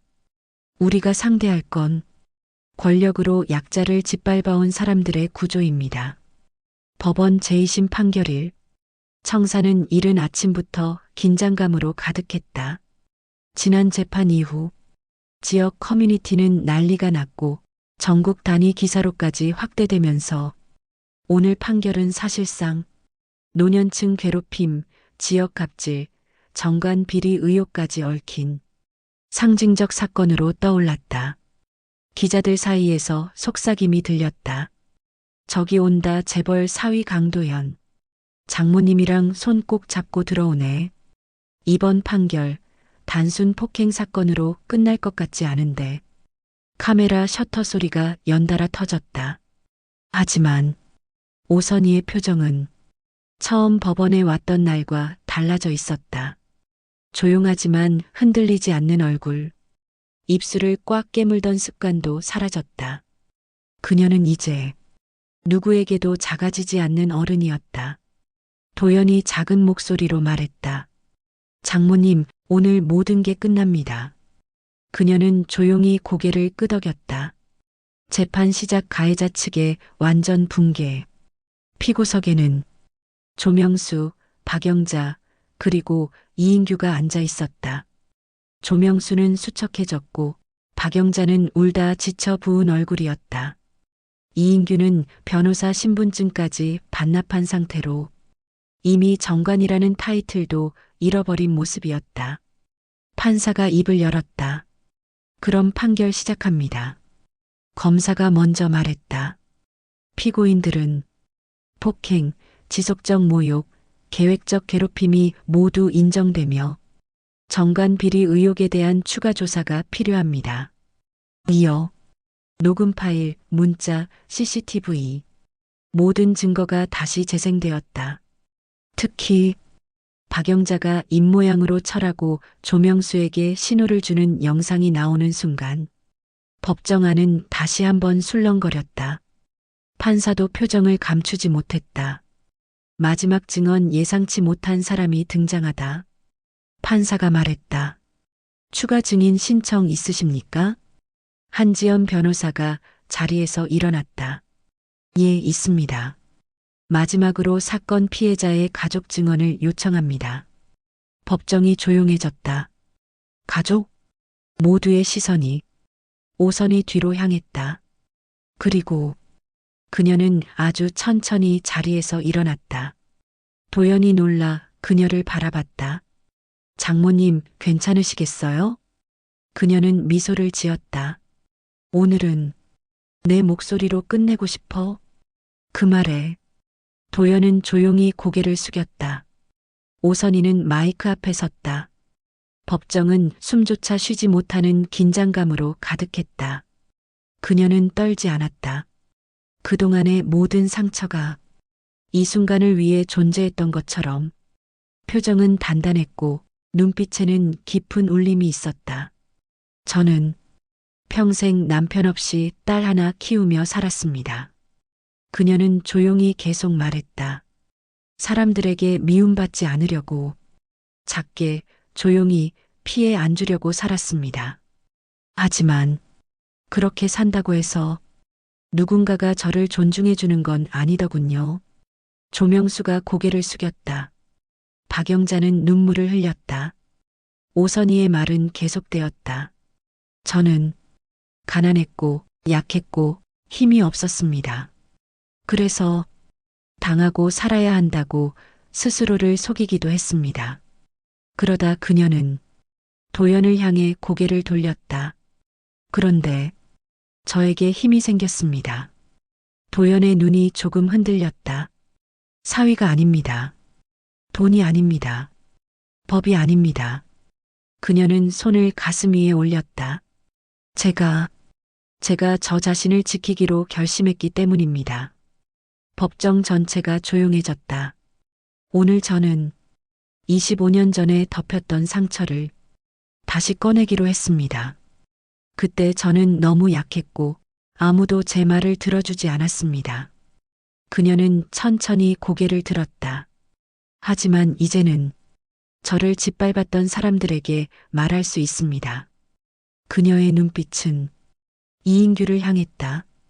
당신이 덮었던 그 사건 나는 평생 기억하고 있었습니다. 이인규의 입술이 파르르 떨렸다. 그리고 오늘 당신이 한 짓을 이 법정에서 모두 보게 될 것입니다. 그녀는 마지막으로 말했다. 저는 이제 약자가 아닙니다. 그 말은 법정 전체에 번개처럼 내려꽂혔다. 판사조차 숨을 들이켰다. 판결 진실의 복원. 판사는 판결문을 펼쳤다. 피고인 조명수는 상습적 괴롭힘 및 폭행 혐의로 징역 1년 6개월에 처한다. 피고인 박영자는 모욕 및 공동 가담 혐의로 징역 8개월, 집행유예 2년. 피고인 이인규는 폭행 방조, 직권 남용 의혹 및 추가 조사를 위해 검찰 송치한다. 다음 순간 조명수는 주저앉아 울부짖었다. 박영자는 얼굴을 가리고 흐느꼈다. 이인규는 고개를 들지 못했다. 법정은 정적 속에서 모든 가면이 벗겨진 가해자들의 처참한 몰락을 지켜보았다. 그리고 장모님의 인생이 다시 시작되었다. 재판이 끝나고 법원 밖으로 걸어 나오는데 갑자기 기자들이 몰려왔다. 어르신, 정말 고생 많으셨습니다. 용기 주셔서 감사합니다.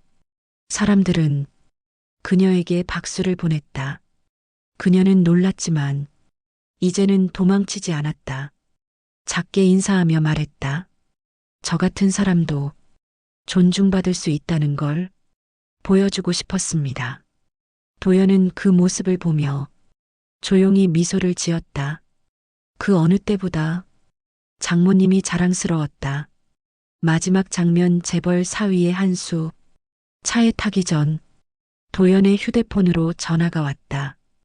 부회장님, 처리되었습니다. 그래, 고생 많았습니다. 전화를 끊자 장모님이 물었다. 사위야, 무슨 전화였니? 도연은 부드럽지만 강한 목소리로 말했다. 장모님, 오늘 판결은 끝이 아니라 시작입니다. 그는 하늘을 잠시 올려다보았다. 25년 전 장인어른 사건. 이제 공식 재조사 들어갑니다. 장모님은 숨도 못 쉬고 그를 바라봤다. 정말 그게 가능해? 도연은 단호히 고개를 끄덕였다. 예. 그리고 이번엔 아무도 장모님 입을 막지 못합니다. 그녀는 눈물을 흘리며 말했다. 사위야, 고마워. 정말 고마워. 도연은 말했다. 이제 장모님 인생은 누가 흔들 수 있는 게 아닙니다. 그 말이 끝난 순간 하늘 위로 저녁빛이 퍼지며 오선희의 얼굴을 붉게 비췄다. 그녀는 깨달았다. 오늘 자신은 25년 만에 약자가 아닌 사람으로 다시 태어났다는 것을. 재판이 모두 끝난 지 한 달 뒤, 꽃망울이 막 터질 듯한 4월의 오후, 오선희는 작은 텃밭 앞에 서 있었다. 그녀의 표정은 예전과 달랐다. 두려움 대신 여유가 있었고 늘 움츠러들던 어깨는 편안히 펴져 있었다. 흙냄새를 맡으며 가만히 호미질을 하던 순간 뒤에서 익숙한 목소리가 들렸다. 장모님, 또 혼자 텃밭 하세요? 강도연이었다. 그는 잠시 회사 일에서 벗어난 듯 편한 차림으로 장모님 옆에 섰다. 아이고 사위, 너는 바쁜 사람이. 여긴 또 어쩐 일이냐? 바쁘게만 살면 뭐합니까? 소중한 사람을 챙겨야죠. 그 말에 오선희의 입꼬리가 천천히 올라갔다. 민망함이 아니라 진짜 행복이 배어나오는 미소였다. 둘은 텃밭 가장자리에서 나란히 섰고 도연은 부드럽게 물었다. 요즘 마음은 좀 어떠세요? 그 질문에 오선희는 손을 멈추고 하늘을 올려다봤다. 글쎄 한 60년 만에 숨을 제대로 쉬는 것 같다. 그녀는 천천히 말을 이었다. 살면서 내가 누군가에게 귀한 존재라는 걸 한 번도 느껴본 적이 없었어. 도연은 조용히 고개를 끄덕였다. 하지만 사위 너 덕분에 사람처럼 대접받는다는 게 뭔지 이제서야 알겠다. 그녀의 목소리는 울컥하며 떨렸다. 평생 작게 조용히 눈치 보며 살았는데 이제는 잃어버린 나를 조금씩 찾는 것 같아. 도연은 장모님의 손에 작은 장갑을 씌워주었다. 장모님은 원래 귀한 분이셨어요. 그걸 남들이 몰랐을 뿐입니다. 그 말에 오선희의 눈가가 촉촉해졌다. 사람들이 달라졌다. 재판 이후 동네에서는 이상한 일이 벌어졌다. 리더인 척 목소리를 높이던 사람들이 장모님을 보면 먼저 고개 숙여 인사했다. 사모님, 요즘 건강은 좀 어떠세요? 지난번 일 정말 죄송했습니다. 제가 그동안 많이 몰랐습니다. 그녀는 처음엔 어색했지만 이내 그 인사들을 자연스럽게 받아들이기 시작했다.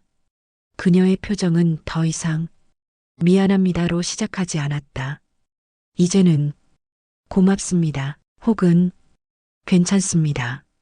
라는 품위 있는 말로 바뀌어 있었다. 게이트 볼장 앞에서의 마지막 장면. 어느 날 강도영과 함께 드라이브를 하던 중 게이트 볼장 앞을 지나게 되었다. 도연이 물었다. 장모님, 잠깐 들어가 볼까요? 그녀는 창밖을 봤다. 한때 자신이 울고 쓰러졌던 곳. 뺨이 붓고 심장이 찢어지던 기억이 그대로 남아있던 장소. 하지만 이상하게도 무섭지 않았다. 그래, 이젠 두렵지 않아. 둘은 천천히 걸어 들어갔다. 구장은 조용했다. 봄바람이 잔디 위로 부드럽게 지나갔다. 장모님은 그 자리에 한참을 서 있었다. 그곳에 깃든 상처들이 천천히 사라지는 듯했다. 그리고 아주 작게 그러나 분명하게 말했다. 사위야, 나 이제 이 사람들한테 미움받아도 괜찮은 사람인 것 같아. 도연은 미소를 지었다. 미움받을 짓을 하신 게 아니라 당당해진 거죠. 정말 그런 걸까? 장모님은 이 자리에서 이기고 떠난 사람이에요. 약자가 아니라 끝까지 자신을 지켜낸 사람입니다. 그 말에 오선희의 눈이 천천히 흔들렸다. 그리고 마침내 그녀는 고개를 들었다. 햇빛이 얼굴 위에 따뜻하게 내려앉았다. 그녀는 이제 더 이상 숨지 않았다. 25년 뒤늦은 진실 마침내 밝혀지다. 며칠 후 검찰에서 연락이 왔다. 강 부회장님, 25년 전 사건 재조사 결과가 나왔습니다. 도연은 장모님과 함께 결과 통보를 들었다. 장인어른 사건은 초기 수사 과정에서 중대한 절차 누락이 있었으며 당시 담당 판사 이인규의 판단 또한 부당하다고 인정됩니다. 오선희는 손을 입에 가져다 댔다. 그럼 그 사람은 억울하게. 검사는 고개를 끄덕였다. 예, 진실을 바로잡지 못했던 시절이 있었습니다. 그러나 이제라도 정확한 기록으로 남길 것입니다. 장모님은 25년 동안 쌓여있던 돌덩이가 가슴에서 사라지는 느낌을 받았다. 그녀는 조용히 말했다. 이제 남편에게 부끄럽지 않게 되었네. 도연은 장모님의 손을 꼭 잡으며 말했다. 장모님, 아버님도 분명 기뻐하실 겁니다. 그녀는 눈물을 흘리며 작게 고개를 끄덕였다. 그리고 장모님의 새로운 일상. 시간이 지나면서 장모님의 삶은 완전히 달라졌다. 이웃 사람들은 예전처럼 함부로 대하지 않았다. 오히려 그녀에게 살아온 지혜를 배우려 찾아왔다. 사모님, 손주 키우는 게 힘들어서요. 요즘 남편이 은퇴하고 집에만 있어서요. 그녀는 웃으며 말했다. 어휴, 인생이란 게 힘들 때가 오히려 더 사람을 튼튼하게 만드는 거예요. 그녀는 이제 누군가에게 조언을 주는 사람, 누군가가 의지하는 사람이 되어 있었다. 마지막 장면꽃이 핀 자리. 봄이 만개한 어느 날 강도형과 오선희는 작은 공원 벤치에 앉아 있었다. 꽃잎이 흩날리고 햇살이 부드럽게 내려앉았다. 도연이 말했다. 장모님, 앞으로 하고 싶은 일 있으세요? 그녀는 잠시 생각하다 말했다. 살아보고 싶다. 네. 남 눈치 안 보고 작게 살지 말고 나답게. 그녀는 미소 지었다. 이제서라도 내 인생을 살고 싶다. 도연은 따뜻하게 웃었다. 그럼 제가 옆에서 많이 도와드릴게요. 아니다. 그녀가 손을 들어 막았다. 사위는 이제 내가 도와줄 차례지. 그 말에 도연은 순간 말을 잃었다. 오선희는 꽃잎이 날리는 하늘을 바라보며 말했다. 이제 나는 나를 사랑할 줄 아는 사람이 되었으니까. 그녀의 얼굴에 내려앉은 햇살은 25년 동안의 상처를 녹여내듯 환하고 따뜻했다.